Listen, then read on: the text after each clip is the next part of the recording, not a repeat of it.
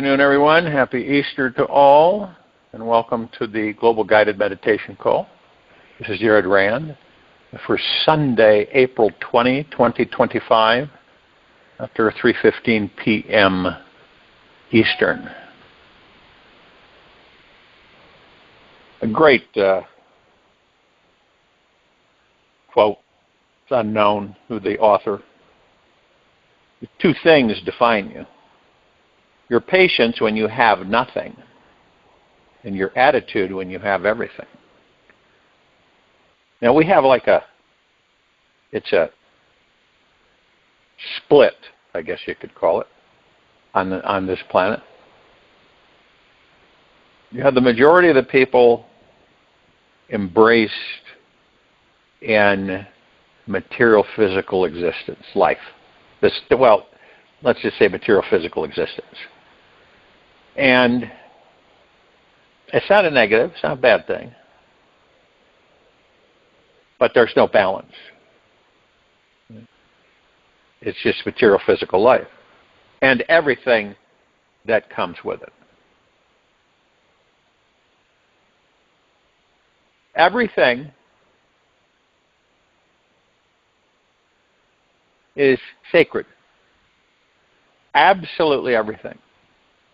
And the only thing that ever clouds that understanding, comprehension, is the mind. It's stories, it's fear, it's protection. Now, the ego mind is a balance, okay? You have heart-mindedness, spiritual evolution of what you are, and then you have ego mind. What happens when things are out of balance? Right? I mean, if you take your car, for instance, if you don't have your tires balanced, it is going to be a rough ride. And eventually shake apart your front end and cause other issues. And so balance must be maintained throughout existence because it will get wonky. And go ahead and take your balance weights off your tires, okay? And then put the tires back on and we'll drive around. And see what happens, okay? It's going to be a real adventure for you. It's the same way in this life. Majority of the people on planet Earth, okay, so we have religion, okay? And religion is filled with many man-made beliefs. So, when you realize that many years ago on this planet, when the Roman Empire was in charge, there really was not religion. Okay? And then Jesus comes along and starts this following of people that they call Christians or Christians, like Floridians or Massachusettsians or however you want to say it. And so Christians, the people that followed Jesus ended up calling them Christians. First part of Christians is Christ consciousness. Christ is not a being, it is a consciousness. It is a high-level vibrational frequency of pure, deep, eternal love. Enlightenment. The same with Buddha. Buddha is not a name of a being. It identifies in that belief, Buddhism, of enlightened one. Okay? Now, interestingly enough, we are all enlightened ones. It's not something that we go get or purchase or buy a book and learn. It is our natural state of being within these bodies. And we don't recognize that. That when we look at another, we don't see the God, we see the body. Right? Character, personality. This is what we see. But if we were to look at the body, and you're meeting someone for the first time, you're not, you look past the body, you're looking at the God within that body, just like you, the God in your body. And, you look at some people sometimes, and they're, way overweight, or, they don't, however they choose to be, has nothing to do with the God inside them. You imagine, just for a moment, that we were able to see the God in everyone and everything. Feel the God. Not just, passing thoughts or perspectives or viewpoints, but truly feel the God within everything. Now, depending on where you are at with yourself in this life, and as I've repeatedly shared, this is a massive spiritual evolution. We are not going to stay in this 3D world, which is based upon having. Okay? That's what it's based upon. It's based upon having. We're moving out of that because it's time. We have spent countless millennia experiencing having. And having's connected to not having, and in between. Creates imbalances and suffering, which is happening on this planet all the time. In order for this civilization to prosper, flourish, grow, advance out into the galaxy, eventually the universes, it must embrace this massive spiritual evolution with itself to identify the fact that we are all God.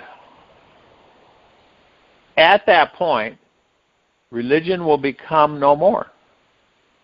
There won't be religion. It is something that was created to assist us in different ways. Unfortunately, in some ways it was twisted and things replaced and rewritten. But everything has a good side and everything has a bad side. But negative, positive. And it's no different with religion. But see, we're evolving, whether you know it or not. And we're evolving into a much higher existence. This planet will heal.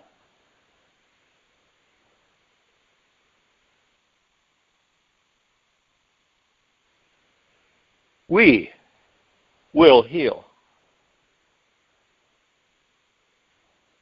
And it all depends on us to accept and embrace and comprehend that and go deep within to discover it.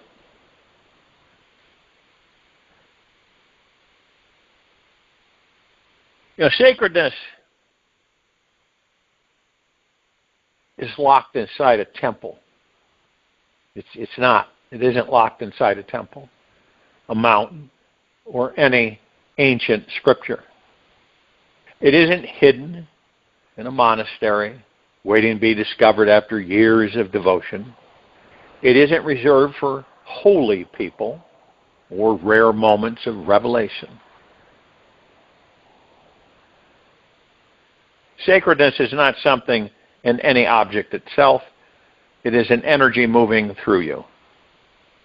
When you enter the state of deep presence, reverence, gratitude, or devotion, everything you see, feel, or touch becomes sacred. A simple rock becomes a holy object. A moment of silence turns into a gateway to the divine. A cup of tea becomes a spiritual ceremony. Your own breath becomes a deep, eternal loving of existence.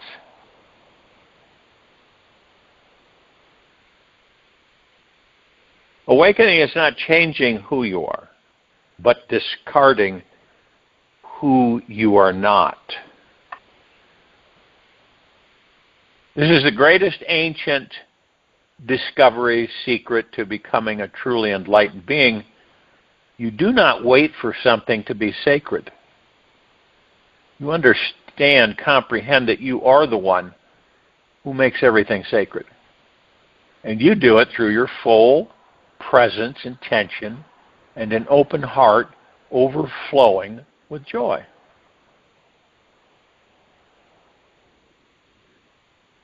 To see God is to recognize the sacred in the mundane. When you see the sacred and feeling the divinity in life really comes down to pretty much three things. Awareness. Bring full attention and presence to the divine within this very moment. Seeing God in the ordinary transforms into the extraordinary. Intention. When you bring your full attention to looking for divinity with the desire to shift through darkness, allowing love, truth, or light to enter and transform you. Reverence. When you treat every little thing and every being in our lives with deep respect, life begins to radiate that same reverent energy back to us. Think about it. Candle on your desk is just wax and wick, right? A candle lit during meditation is devotion. Or as a prayer carries something more. It holds energy. It represents something beyond itself. Nothing is inherently sacred, yet everything can be sacred. The key is how you see it, engage with it, honor it. Give your questions time to breathe, and the answers will find you. Jeff Foster. Our inner journey is far more significant than any goal we could achieve in the outer world. We do not get to take anything with us when we do leave these bodies. But when we find the ultimate truth inside of us, our entire life becomes a deep, eternal love filled with realization. If or when you're needing support and manifesting or healing from anything in your life, go within. Embrace the God that you are. It is apparent that everything is laid out for us. Some of us will have experiences that will take us into a much sharper or clearer realization of things. Certain happenings in our lives will cause us to wake up, to start looking at things from a different perspective, a different idea. And you can be practicing, the enlightenment journey for 50, 60, 70, 80 years, and then experience something totally different, where you thought maybe you'd really gotten it down. You could picture yourself as this master and commander, this omnipotently powerful supreme being that never dies, who directs, okay? Who orchestrates things for oneself. In other words, okay, I'm going to manifest an adventure for myself. And I'm not going to have certain things that I don't care to be aware of certain things in this adventure, but some things I do care to know. And we manifest it. I want to have this or do that. And so we manifest it. But what's the difference between the heart mind and ego mind? Well, it shouldn't be difficult for any of us to identify the ego mind without judgment. Is that the ego mind is highly insecure, never satisfied, and always looking and seeking outside of itself. Interesting, isn't it? Isn't that what most of us do on this planet? We're never really satisfied. Oh, for a bit, certain periods of time. And we never sustain a long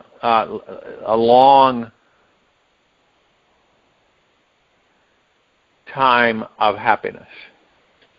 It's intermittent. We're always protecting ourselves, which is our ego. We're always defending ourselves, which is our ego.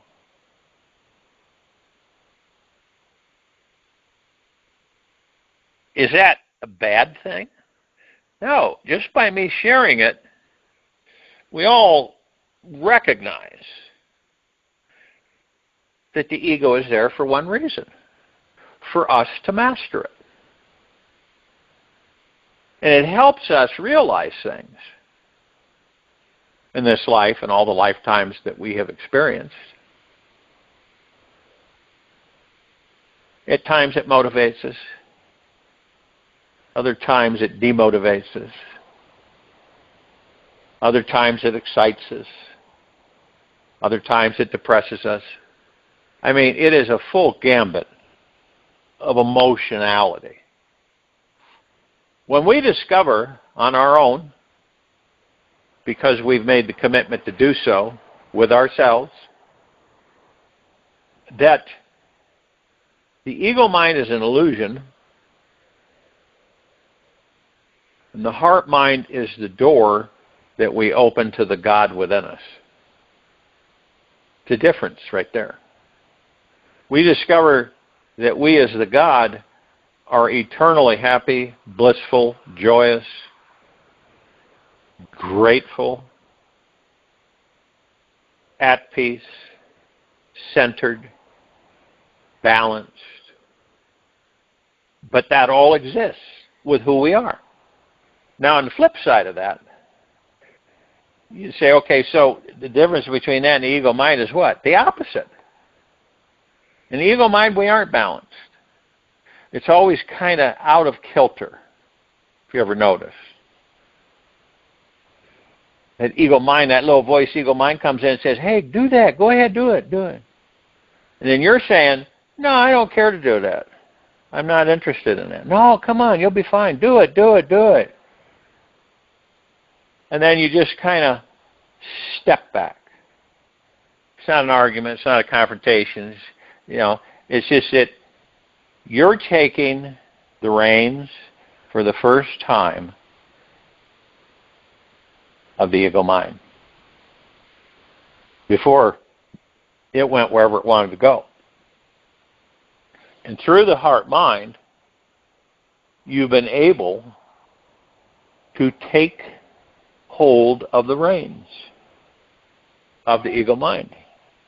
Then you begin to direct it. Through the heart mind, you use the heart mind to master the ego mind. See, this is absolute in this spiritual evolution on this planet Earth. It's absolute. That's where it starts. That's where it all begins. That's the primer.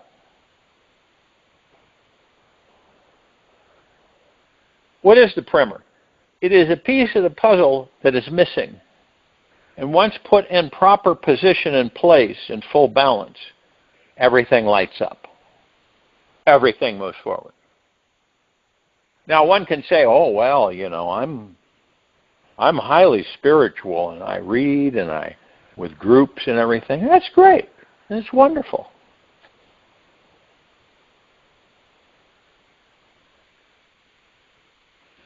Share with me how you feel about your heart mind and ego mind and the purpose of both of them. Well, one would know that. It's not complicated. I just gave it.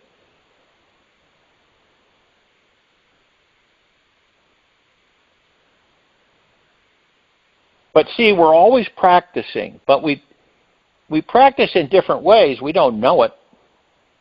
It'd be great when we become fully aware of it. We practice. You know why we practice so much? Is because the ego mind is so relentless. So it's always trying to pull us in to its world, its realm. And its realm and world is yesterday and tomorrow. We've all been there. None of us are exempt from it. Lifetime after lifetime after lifetime. And then we get really curious to start saying, wait a minute, I'm not going to do this. I'm not going to do that, ego mind, this time. Number one, you're not in charge here. You can say, I love you, but you're not in charge here.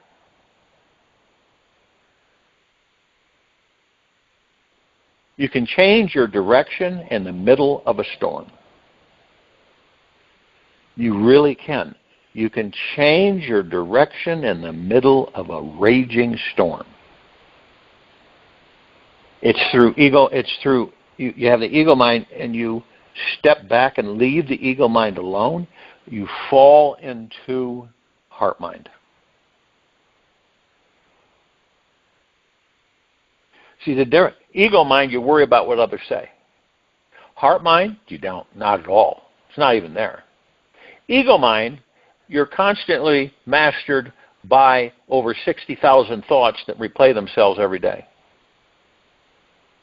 Isn't that wild? All of us. Heart mind, those thoughts aren't there.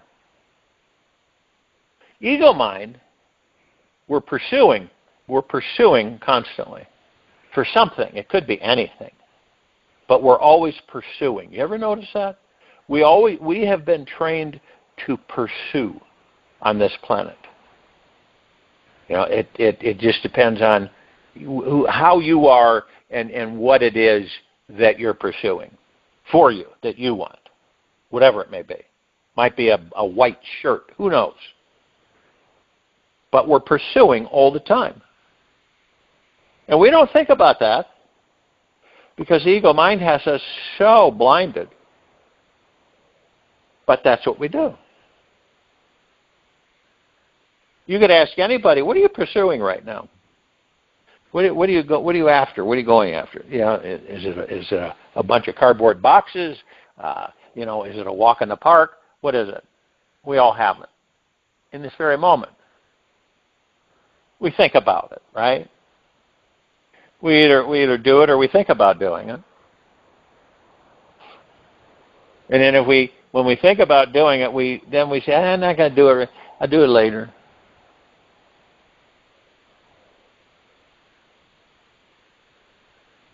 Worry, stress, fear, anxiety. Ego mind. Peace, tranquility, benevolence, deep eternal love, bliss, joy, heart mind. It's polar opposite. Absolute polar opposite. Why is it, one might ask this question of themselves, that we spend most of our time, if not all of it, in ego mind? Isn't that strange? Don't you think that's a little odd?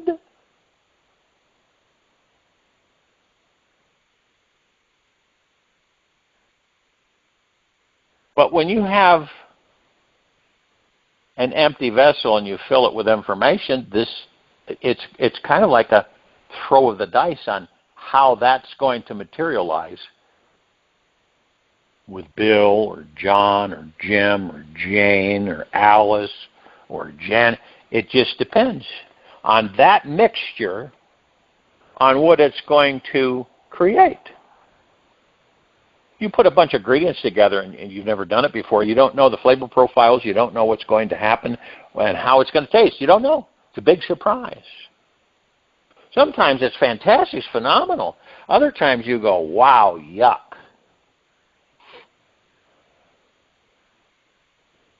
But this life, it's basically in our lap. And we determine for ourselves, nobody else does, and we determine for ourselves how we want to play it. Because it is a game.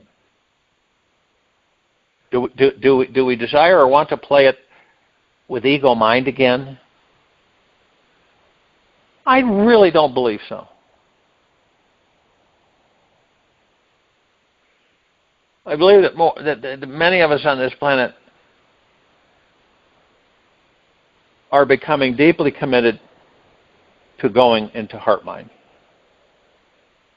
How many things do you believe on this planet right now, in this very now moment, that the people around you, even yourself, and all things are heart-minded?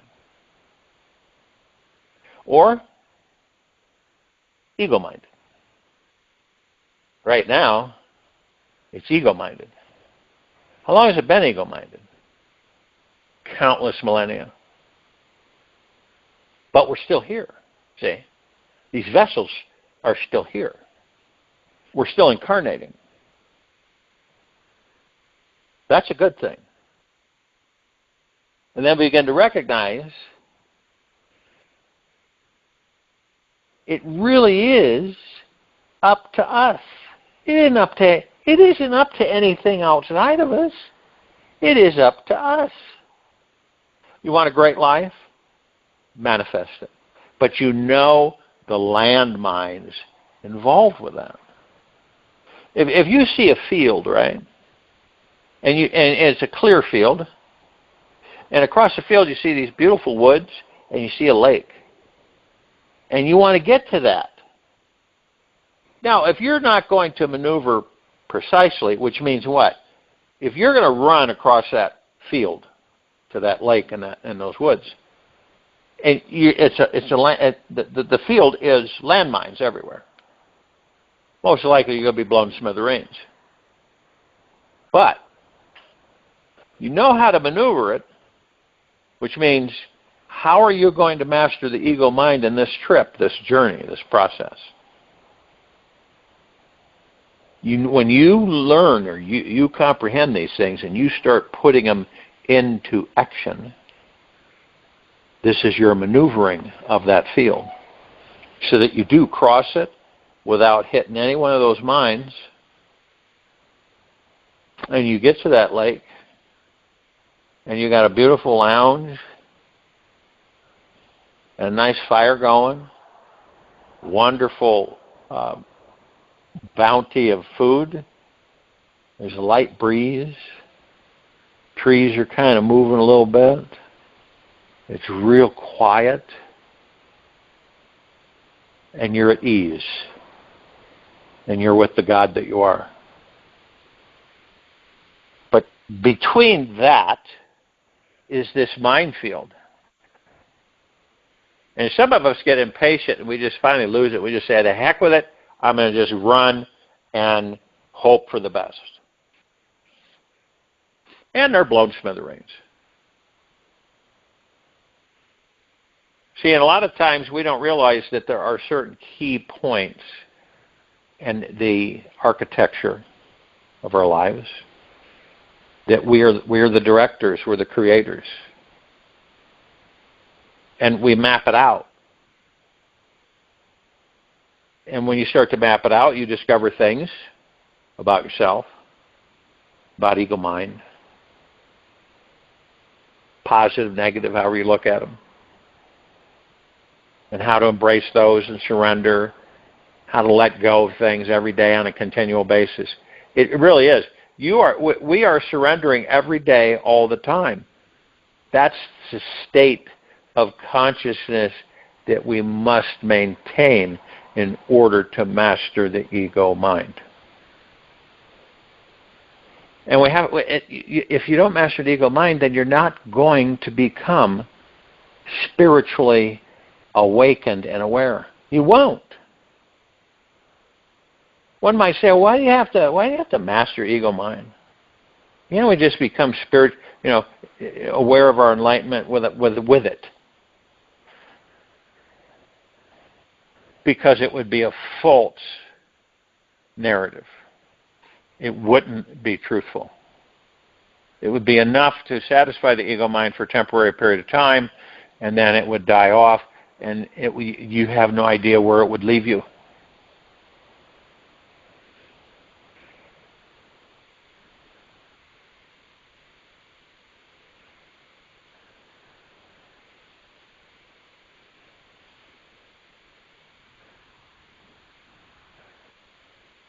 So how do we view it?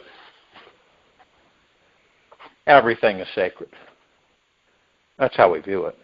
Everything is sacred. Rock, grass. I know that for many it sounds absolutely ridiculous and trivial.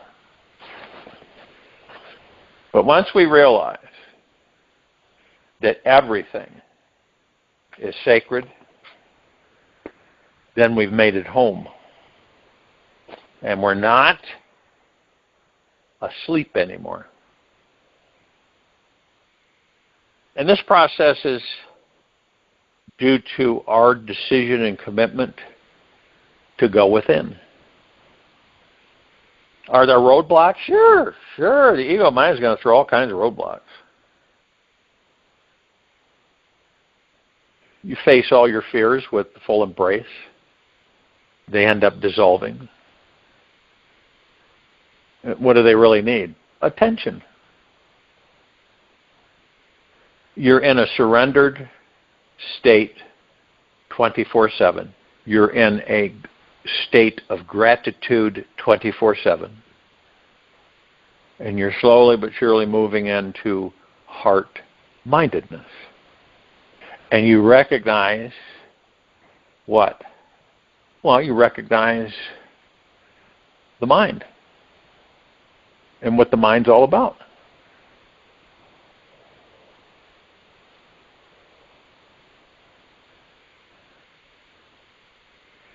Interesting, you've probably heard the quote or statement, know oneself.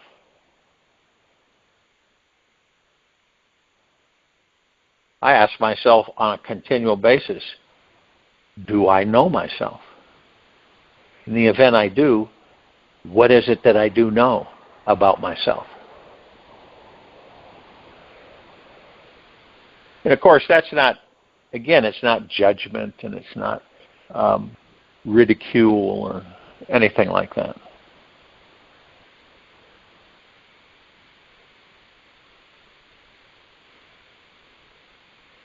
But living in ego mind, look where it has taken us. Quite interesting journey, hasn't it been?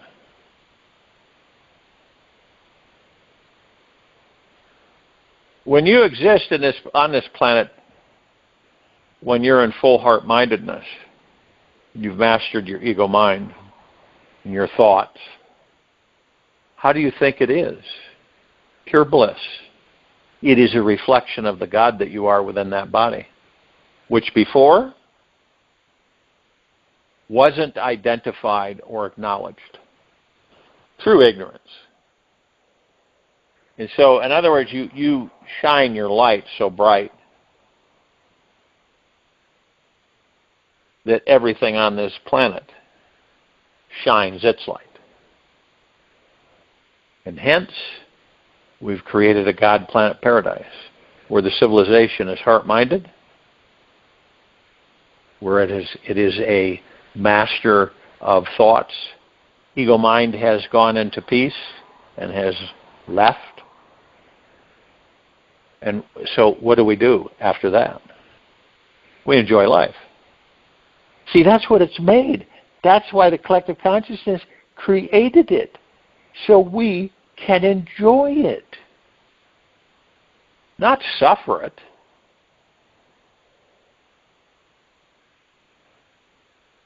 Because that's what happens. We end up, oh, I'm going to have fun. I'm going to go down there I'm going to go into that body, I'm going to have that family, and I'm going to have fun. We do have fun. But not like it was designed.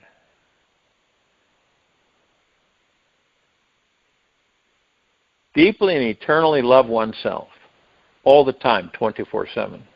Always be gentle, kind, generous, and humble with yourself, at all times, 24/7. Be in the deepest of eternal gratitude, 24/7.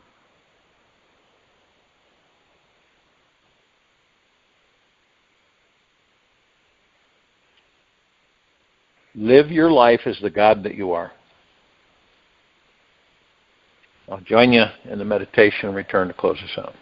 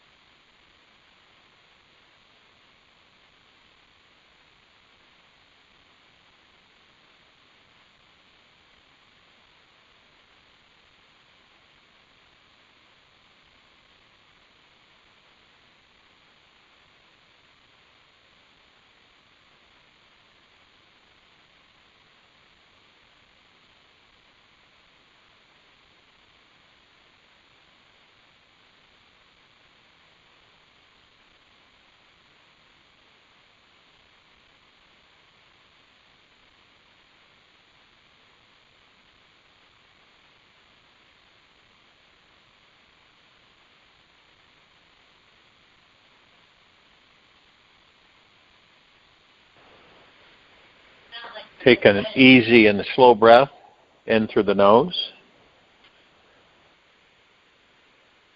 And an easy and slow breath out from the mouth. Remain still, relaxed into your body, focused on your breath rising and falling. We do know, at least some of us know, there are no coincidences. Nothing is by chance.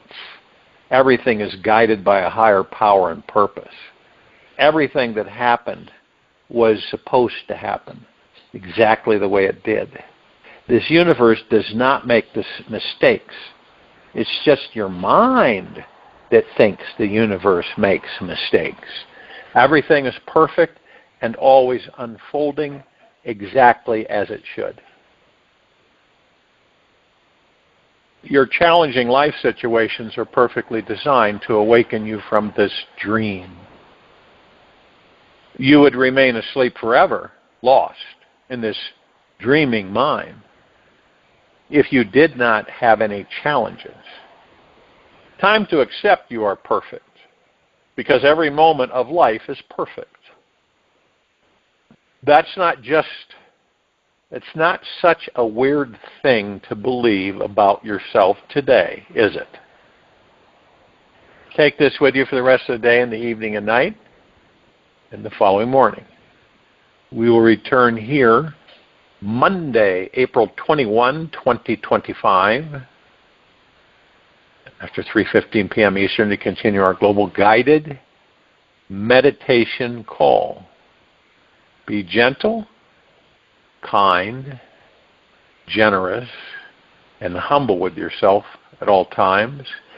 Be in the highest of the highest high, deepest of the deepest deepest, purest of the purest purest, eternal gratitude at all times, no matter what's happening within you, nor outside of you. Open your heart and allow the magic to flow in.